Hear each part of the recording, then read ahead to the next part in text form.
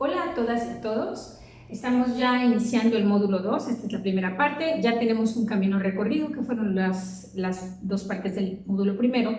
Y yo quisiera abonar a las reflexiones que ustedes ya han hecho y que han amablemente enviado, esta cuestión, rescatar de todo esto que vimos, que nos hemos enfocado hacia el ciudadano, digamos, hacia el ciudadano común, hacia la sociedad que se informa, que interactúa, que vive la vida y ve el mundo a través de, en mayor medida, Internet, redes sociales. Esto ya lo tuvimos, ya lo vimos tanto en la lógica de las redes, cómo funcionan, pero también en la segunda parte nosotros pudimos captar cómo las personas están generándose percepciones. Es muy importante tener en cuenta ese concepto, cómo nos estamos generando percepciones.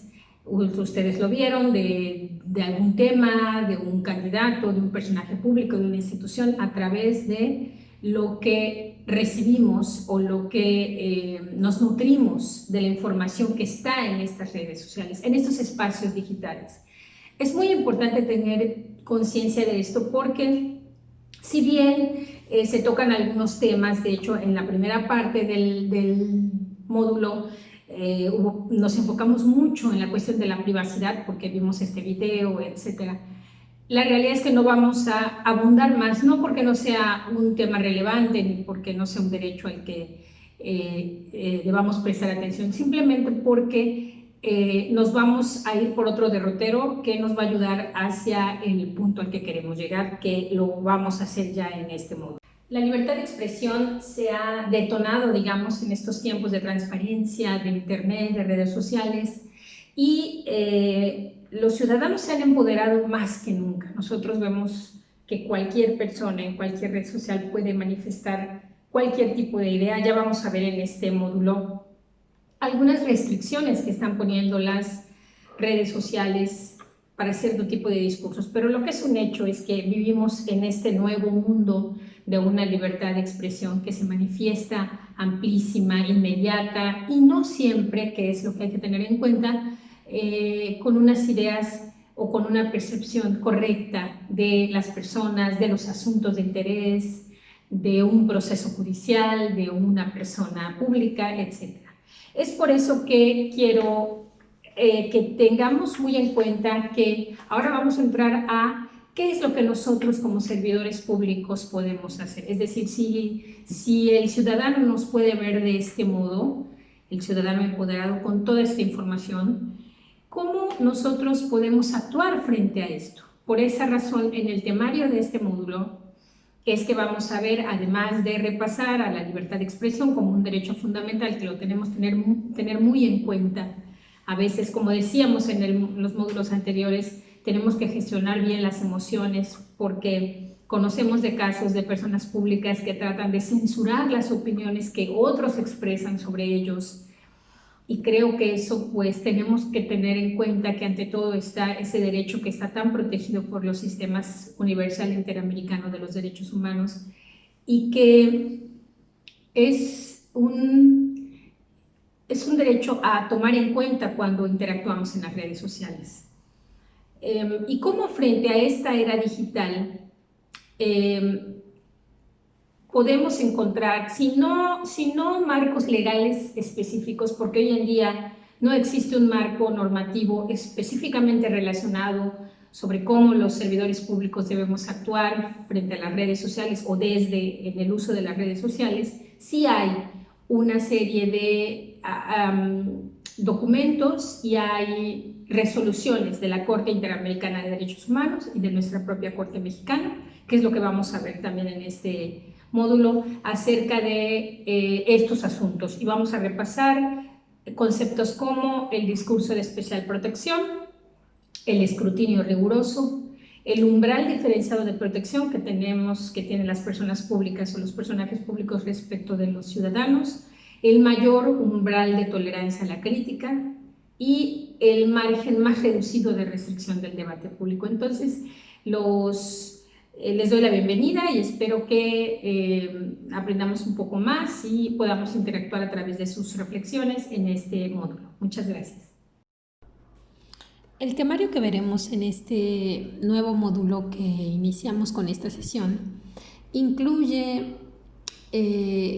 varios temas relacionados con la libertad de expresión. Como les decía en la introducción, si bien la cuestión de los datos, del derecho a la privacidad, a la protección de datos personales, incluso el tema de la transparencia, son temas muy importantes que también confluyen en esta temática. La realidad es que nos vamos a centrar, ya que vimos cómo las personas, todos los ciudadanos estamos expuestos a tanta información que a veces incluso influye en nuestra percepción de diversos temas.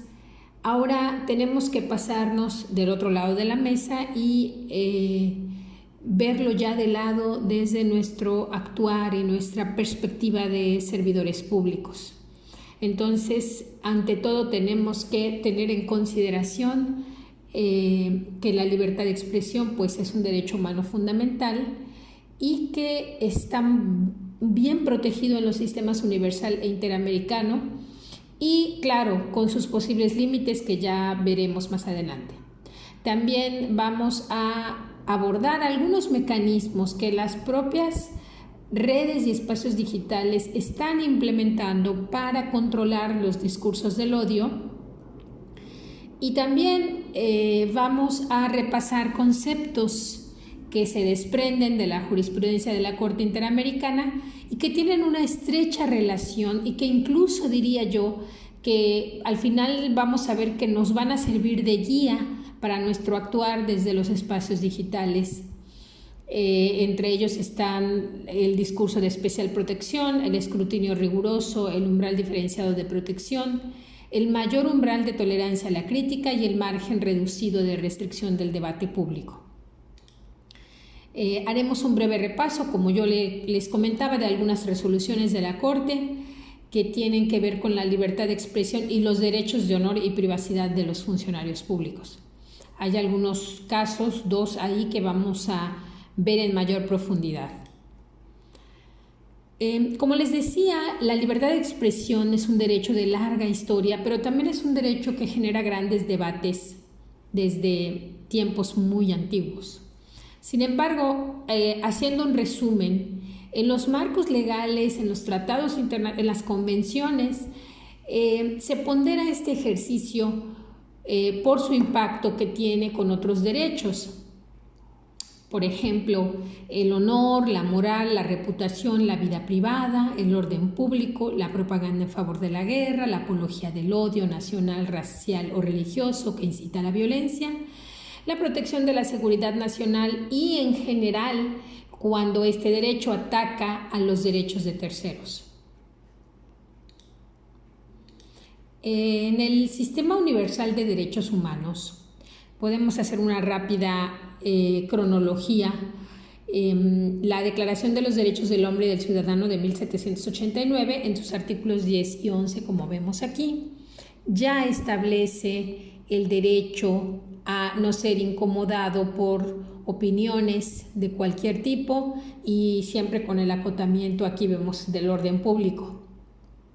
También establece la libre comunicación de pensamiento y opiniones como uno de los derechos más valiosos del hombre, de manera que cualquier ciudadano puede hablar, escribir e imprimir libremente, siempre y cuando responda del abuso de esta libertad. Ahí vemos la acotación. La Constitución de Estados Unidos de 1787, la primera enmienda, pues es la que se refiere a que el Congreso no puede o no hará ley alguna que coarte la libertad de palabra o de imprenta. Y toda esta primera enmienda se traduce como un conjunto de garantías de prensa, de asociación, de reunión y de petición que conforman la libertad de expresión. Es decir que, aquí como vemos esta cita, la libertad de expresión es un pilar de un gobierno libre. Y es por eso que, frente a la cantidad de, a veces, expresiones que son a veces pues no muy apegadas a la realidad o expresiones que puedan molestar la libertad de expresión siempre se pone por delante, por decirlo de algún modo. La Declaración Universal de los Derechos Humanos de 1948 también establece en su artículo 19 que todas las personas tienen el derecho de libertad de opinión y de expresión. Y este incluye investigar, recibir informaciones, opiniones, difundirlas. Aquí está, digamos, interpretado el derecho también, el derecho a la libertad de prensa. Y pues el derecho a la libertad de pensar y la de manifestar nuestras ideas. También lo tenemos en el artículo 18. En el Sistema Interamericano de Derechos Humanos, en la Declaración Americana de los Deberes y Derechos del Hombre de 1948, también se incluye el derecho a la libertad de investigación, de opinión y de expresión y la difusión de este pensamiento por cualquier medio. Y bueno, también tiene su acotación, que es el derecho a la protección a la honra, la reputación personal, la vida privada y familiar. La Convención Americana sobre Derechos Humanos, en su artículo 13, también establece la libertad de pensamiento y expresión, como lo vemos aquí, en estos términos, muy ampliamente, ya que establece que este derecho comprende la libertad de buscar, recibir y difundir informaciones e ideas de toda índole, sin consideración de fronteras y expresarlas de cualquier modo. El ejercicio de este derecho, pues aquí lo dice muy bien, no puede estar sujeto a la censura previa, más bien a responsabilidades posteriores, lo que además deben estar fijadas en la ley, con condiciones, el que es que respete a los derechos y la reputación de los demás y la protección de la seguridad nacional. Entonces nos damos cuenta cómo la libertad de expresión pues tiene una tradición enorme. Este mismo artículo 13 de la Convención Americana sobre Derechos nos habla de que no se puede restringir el derecho de expresión por vías o medios indirectos, como el abuso de controles oficiales o particulares, de papel para periódicos, de preferencias radioeléctricas, etc. Los espectáculos públicos pueden ser sometidos por ley a la censura previa, pero solo con el objeto de regularlos para la protección moral de la infancia y la adolescencia. También nos habla la Convención Americana sobre Derechos Humanos, que está prohibida por ley la propaganda en favor de la guerra y toda apología del odio nacional, racial o religioso que constituyan incitaciones a la violencia o alguna acción similar. El Pacto Internacional de Derechos Civiles y Políticos en vigor desde 1976, en su artículo 19, nos dice que nadie puede ser molestado a causa de sus opiniones, que toda persona tiene el derecho a la libertad de expresión y que esta libertad de expresión solamente está sujeta a ciertas restricciones fijadas por la ley y que deben ser necesarias para asegurar el respeto a los derechos o a la reputación de los demás y la protección de la seguridad nacional, el orden público, la salud o la moral públicas. Llama la atención este Convenio Europeo de Derechos Humanos del 1 de junio de 2010, muy reciente, que en su artículo 10 también habla de la libertad de expresión, que comprende la libertad de opinión y la de recibir o comunicar informaciones e ideas sin injerencias de autoridades públicas, sin consideración de fronteras. Sin embargo, sí habla de que eso no impide que los estados puedan someter a las empresas de radiodifusión a un régimen de autorización previa, era lo mismo que veíamos hace un momento, y que estas libertades, pues, como también se hace referencia anteriormente, entrañan deberes y responsabilidades. En nuestra Constitución de 1857 ya establecía en su artículo 7 la inviolabilidad de la libertad de escribir y publicar escritos sobre cualquier materia, que no habría censura previa y que no se podía coartar la libertad de imprenta. Y los límites que establecía eran el respeto a la vida privada, a la moral y a la paz pública. La Constitución de 1917 recoge este mismo contenido, en sus artículos 6 y 7, que se reformaron en 2013 y desde entonces ya menciona en los derechos, digamos, a los servicios de Internet. El artículo 7, pues, donde nos habla de la inviolabilidad de la libertad de difundir opiniones, información e ideas a través de cualquier medio y que no se pueden controlar oficialmente o particularmente mediante los insumos o las frecuencias de los medios de comunicación. También habla de que no se debe establecer la censura previa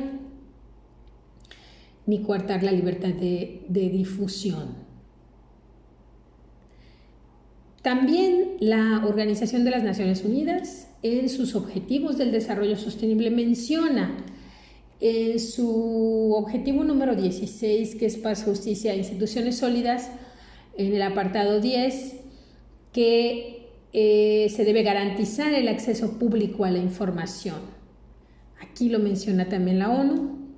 La Organización de Estados Americanos, a través de la Comisión Interamericana de Derechos Humanos, creó en 1998 la Relatoría Especial para la Libertad de Expresión, que es una oficina extraconvencional que promueve el derecho a la libertad de expresión.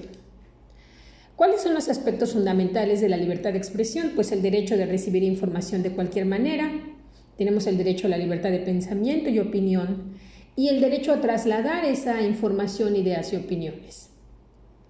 Como todos sabemos, pues la libertad de pensamiento y opinión no tiene límites, puesto que nadie puede limitarnos en lo que pensamos, en lo que creemos o en lo que queremos opinar.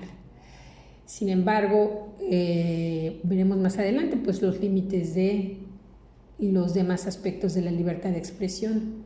Es bien importante, nos hace mucho pensar cómo a través de todo lo que hemos visto previamente, finalmente nuestros pensamientos, que al final de cuentas construyen la percepción que tenemos de muchas cosas relevantes en nuestra vida como individuos y como sociedades, se construye con este input de informaciones que hoy en día pues están de una forma sobreabundante.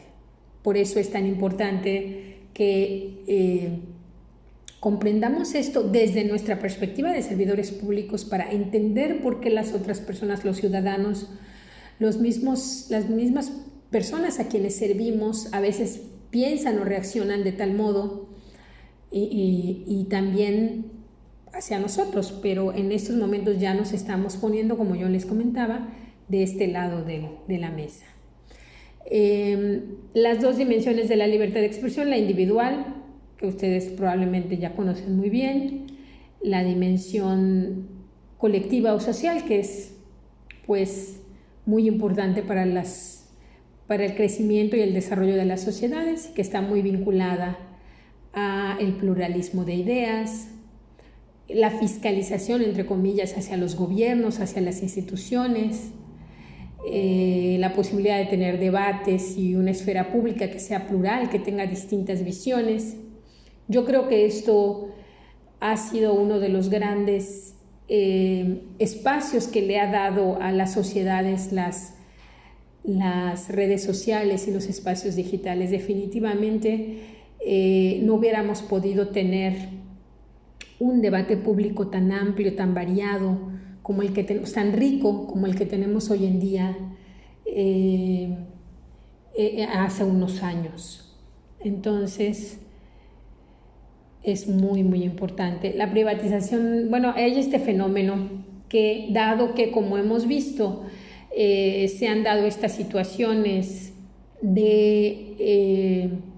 sobre todo de que en esta sobreabundancia de la información pareciera que no hay, pues, ninguna ley, ¿no? Pareciera sin ninguna reglamentación, sin ninguna, pues, esto ha tenido algunas consecuencias, como ya vimos en el módulo anterior, y consecuencias que han tenido efectos sobre nosotros como personas en nuestra forma de actuar y como sociedades. Entonces, los gobiernos están ejerciendo presión sobre los proveedores de Internet para que estos retiren contenidos. Y hay algunos organismos que consideran que esto se puede derivar en una privatización de la censura, es decir, ya no son los gobiernos, sino son los propios medios a través de la presión gubernamental que pudieran estar generando esta censura. Y definitivamente pues sí han sentido esta presión. Twitter, por ejemplo, ya ha realizado algunos mecanismos para que las personas sean un poco más reflexivas al momento de publicar. Por ejemplo, aquí vemos esta política que acaba de emitir Twitter acerca de una posibilidad de que se revise lo que se está publicando. Estas restricciones son muy nuevas. Por ejemplo, para ayudar a que las personas distingan una información oficial de una no oficial. Por eso les decía que ahora está revisando la forma en que verifica el perfil de las cuentas para que haya una verificación especial para personas e instituciones públicas. También está advirtiendo sobre enlaces maliciosos y está bloqueando contenido que considera que es conducta de odio o incita a la violencia. E incluso pueden suspenderse las cuentas. Por su parte, Facebook también está actuando con un código de conducta más completo y un consejo de transparencia. El código de conducta de Facebook prohíbe el discurso del odio, lo define como ataque a personas con base en características protegidas como la raza, etnia o la religión. Facebook instauró hace muy poco un consejo de transparencia, ahora se le conoce popularmente como la Suprema Corte de Facebook. Es muy interesante este dato. Es un panel de 40 miembros internacionales que van a decidir sobre contenidos polémicos en la red. Vamos a ver cómo, ahí les dejo un enlace para que veamos cómo se está implementando este Consejo de Transparencia y cómo se abordarían pues cada uno de los casos que se sometan a consideración del mismo. Cabe mencionar que en este consejo hay representantes de organismos. Por ejemplo, hay un representante de la Relatoría Especial para la Libertad de Expresión de la Comisión Interamericana de Derechos Humanos. Entonces, va a ser interesante ver cómo pues podrán deliberar acerca de asuntos que se les ponga a su consideración que puedan causar desinformación o infodemia. Vamos a ver cómo resulta este consejo para el que no haya apelación, según se ha informado en los medios. Bueno, es un poco, digamos, polémico. Hay quienes consideran que no va a ser tan fácil, que solo por el hecho de ser falso, por ejemplo, como son estas teorías conspiracionistas, se vayan a bajar de la red social de Facebook, porque ellos creen que eso se opondría al libre discurso, a la libertad de expresión.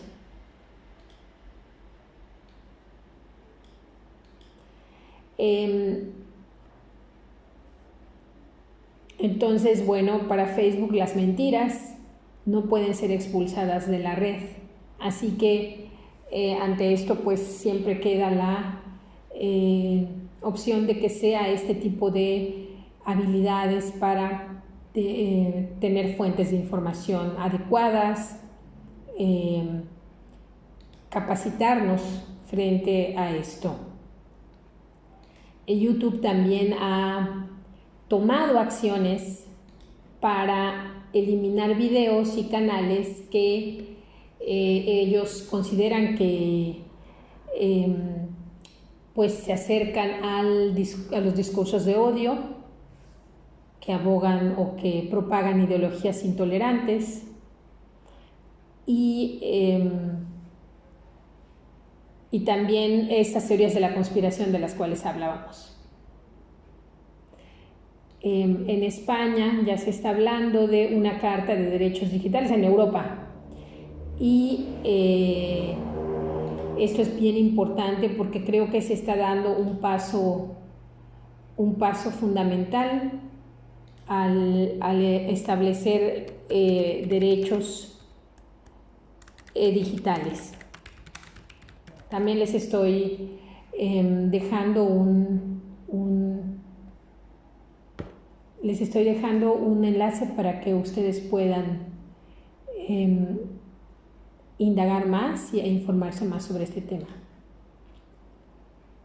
Vamos a ir ya a las resoluciones de la Corte Interamericana de Derechos Humanos, que tienen mucho que ver con el derecho de expresión en su dimensión en su aspecto de trasladar información, ideas, opiniones, y nos dice que las únicas limitantes pues tienen que ver con responsabilidades posteriores a la expresión de una idea, y que éstas deben estar basadas en un test de proporcionalidad que justifique la restricción, que realmente sea para el logro de los objetivos que pretende, e interferir en la menor medida de lo posible en el ejercicio del derecho.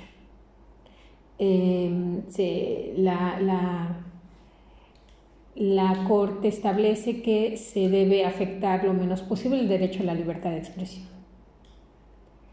De manera que deben quedar establecidas claramente en una ley, perseguir un objetivo y ser necesarias para una sociedad democrática y el logro de los objetivos que persigue.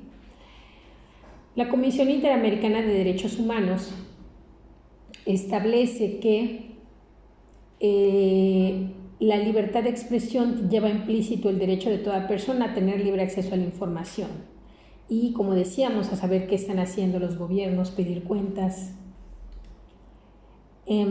La Relatoría Especial de la Libertad de Expresión que les había yo comentado es un organismo que está difundiendo y haciendo notoria la importancia que en la democracia tienen la libertad de expresión como como fundamento de una sociedad democrática.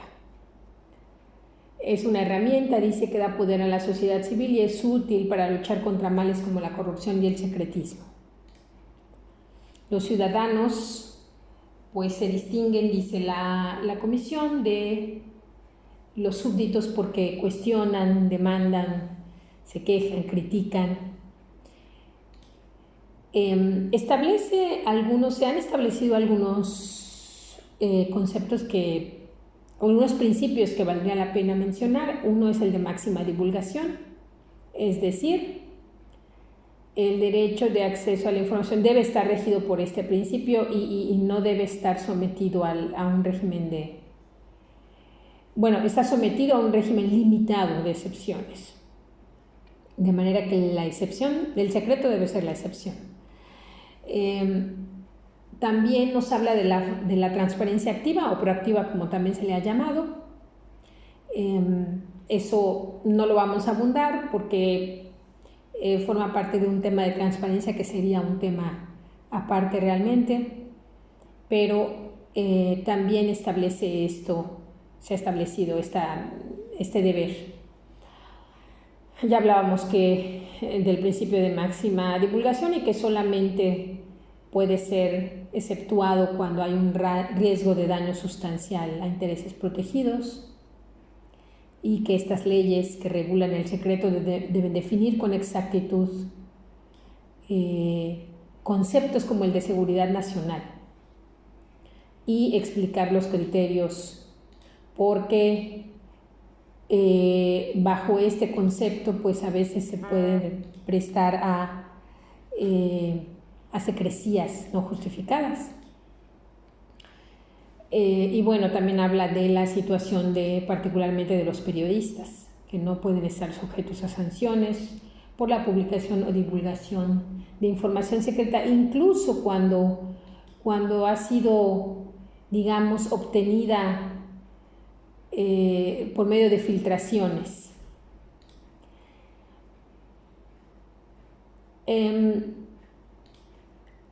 Otro de los conceptos es el discurso de especial protección. Esto significa que el discurso sobre funcionarios públicos en ejercicio de sus funciones y sobre candidatos tiene una especial protección, puesto que especial protección de la censura o de cualquier otra consideración de este tipo, de otra limitante, porque voluntariamente se exponen a la crítica pública y entonces tienen que soportar un escrutinio mayor. Tienen que tener una apertura mayor tanto de su vida privada como de la pública. Obviamente esto pues no aplica a todos, pero sí en el tema de la acción pública, sobre todo cuando a través, ya lo veremos más adelante, a través de cuentas de redes sociales o publicaciones se ventilan o se convierten en cuentas relacionadas con el trabajo que se realiza.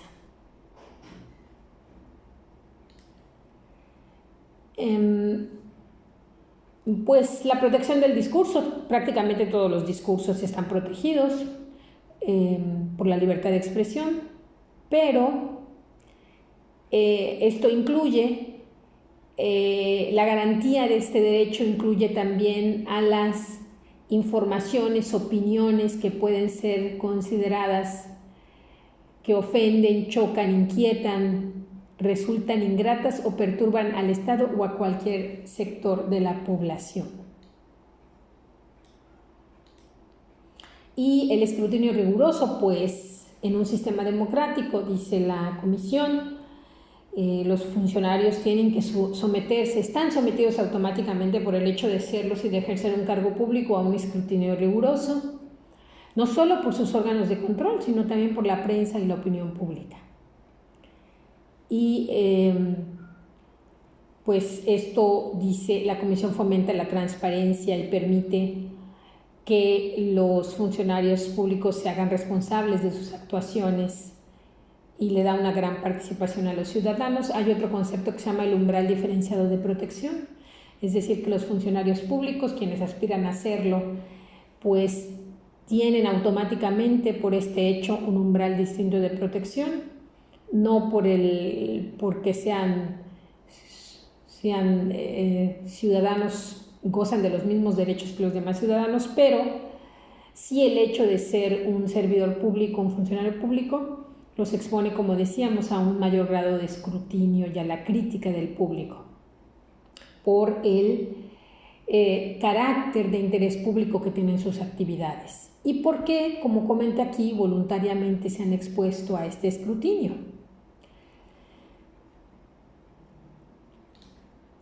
También ya habíamos hablado del mayor umbral de tolerancia ante la crítica, lo retomamos aquí. Es decir que al ocupar cargos públicos o aspirar a ello por esta naturaleza de sus funciones, pues deben ser más tolerantes a esto. Y que hay un margen reducido de restricción en el debate político o cuestiones de interés público. La jurisprudencia interamericana también resalta la importancia de los medios de comunicación, la labor de los periodistas, el derecho que tienen de investigar y difundir los asuntos de interés público y que un procesamiento de personas, pues por este solo hecho, viola la libertad de expresión, desestimula el debate público y genera un efecto de autocensura. Acá menciono 5 asuntos que llegaron a la Corte, que valdría la pena que revisaran, es muy interesante. Y tenemos el caso de Kimmel versus Argentina. Eduardo Kimmel era un periodista, ya murió en 2010, que había publicado un libro que criticaba la actuación de un juez en un hecho muy conocido en Argentina, cuando se investigaba a ciertos religiosos durante el periodo de la dictadura militar, y afirmaba esto del juez.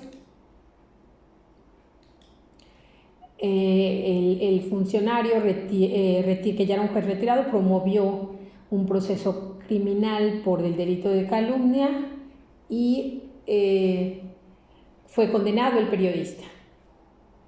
Pero la Corte consideró que se había violado el artículo 13 de la Convención Americana porque se utilizó en forma innecesaria y desproporcionada el poder punitivo del Estado contra Eduardo Kimmel. Lo consideró así porque la crítica del periodista se había basado en temas de notorio interés público y porque el libro se refería a actuaciones de un juez en ejercicio de su cargo. El control democrático, dijo la Corte, a través de la opinión pública fomenta la transparencia, promueve la responsabilidad de los funcionarios y por eso, como ya habíamos dicho, deben mostrar más tolerancia frente a afirmaciones y apreciaciones de los ciudadanos que ejercen ese control democrático. Y además se trataba de un debate de interés público. Así que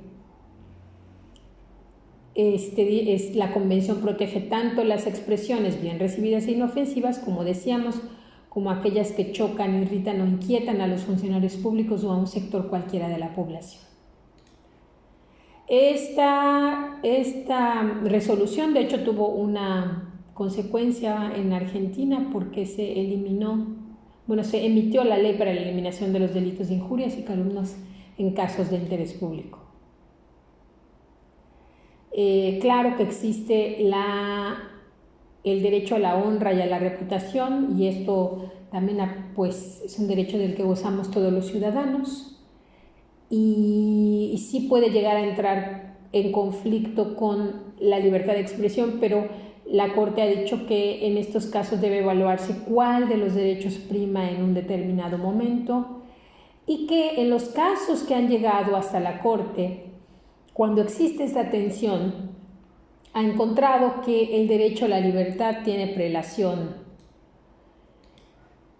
Finalmente vamos a ver este caso, Herrera Ulloa versus Costa Rica. Este periodista también fue penalmente sancionado por violar el derecho a la honra de un diplomático, pero al final y fue condenado por estos delitos, ofensas en la modalidad de difamación. Se le condenó al pago de una multa y a publicar la parte resolutiva de la sentencia en el diario, y una acción civil también por tales delitos. Y se ordenó al periódico La Nación, donde él publicó, que modificara el contenido de su versión digital. Sin embargo, la Corte Interamericana consideró que las sanciones habían constituido una violación a la libertad de expresión protegida por la Convención. Vamos a llegar hasta aquí en esta ocasión. Habíamos pasado un poco el tiempo en la sesión anterior y vamos a entrar de lleno. Quiero que se queden mucho con estos conceptos que vimos derivados de las sentencias de la Corte. Y vamos a pasar ya a dos casos que ha resuelto la Corte Mexicana, ya relativos directamente al uso de Internet por parte de servidores públicos, y vamos a repasar los únicos elementos que tenemos hoy en día, que es un acuerdo del Sistema Nacional de Transparencia que aprobó políticas generales para la difusión de información pública mediante las redes sociales digitales. Nos vemos en la segunda parte de este segundo módulo. Muchas gracias por su atención.